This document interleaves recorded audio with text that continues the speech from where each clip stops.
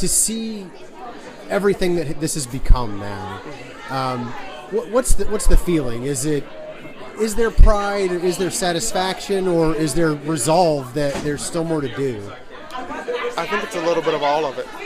I think there's pride in the fact that we've been able to start a movement that's been national and international in many senses. But the other part of it is that there's so much more to be done. So we're scratching the surface here, but I'm glad that surface is scratched. Yeah. So what was your, Spike Lee, iconic figure, to see, the premiere of a documentary about your life in many ways. Was it surreal sitting in the theater watching that? Yes, it was. Honestly. Honestly, this past semester and this past year has just been, there's been no words for it. We would wake up every single day and it's like, oh, CNN is on the phone, MSNBC, oh, the White House. It's like, and I'm a senior here. I'm just trying to graduate. I'm a political science and black studies major, just trying to go out and be successful in the world. But at the end of the day, I want to graduate, but I want my university to be successful in the end. I want to come back to an institution that I'm proud of. And so it's honestly, it's been surreal, this entire experience. Yeah, there's been a lot of people who've been critical because they say that it casts the university in a bad light, and it's hurt enrollment, and we know all the saber rattling that's gone on down in Jeff City as far as the budget and stuff like that. But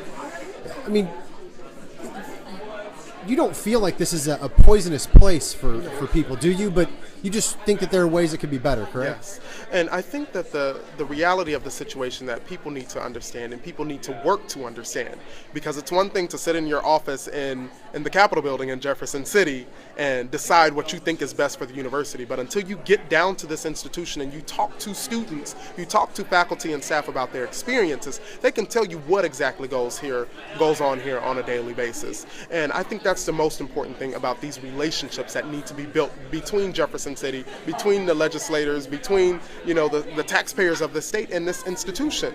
They say that Mizzou is so bad, Mizzou has all this negative publicity. The reality of the situation is what happened here at Mizzou could have happened at any institution in this country. The situations that we deal with students being called out of their names, happens at every single institution in this nation. If it didn't, then we wouldn't have received so much solidarity. I wouldn't receive countless letters to my office, telling me that we go through this at our university as well. It's from Harvard, it's from Princeton, it's from Duke, it's from Ivy League schools, public schools, schools all around our nation and our world. I had schools in Canada emailing me about the same issues. The fact is that this blew up at Mizzou because this is an issue that our nation has long often swept under the rug. It's an issue that our nation has never really dealt with in a way. We create these different positions to deal with them, but we don't give any resources at all. And so that's something that needs to be talked about as well. What happened at Mizzou could have happened at any American institution. But I'm glad that it happened here, and I'm glad that the students here were brave enough to speak up, because in reality, we love this place. I think one of the biggest things that I kept hearing over and over again was, well, if Mizzou is so bad, then why don't you go someplace else? Why don't these students just go someplace else if they're so unhappy? The reality of the situation is we love this institution and we want it to be better. I'm Mizzou mate. I'm graduating in May. I'm always going to come back to this institution because this place is going to be home for me, whether it was the good experiences or the bad experiences, because they've ultimately made me who I am today. And I think one of the things that we have to do in our nation and in our world too is stop teaching history and leaving out the bad parts of it, because the bad parts teach us the most. When we talk about the structural violence that exists within an institution, we can say these are some of the things that we haven't been so good at, but we've progressed and we've come this far and we've corrected it in this ways to move forward.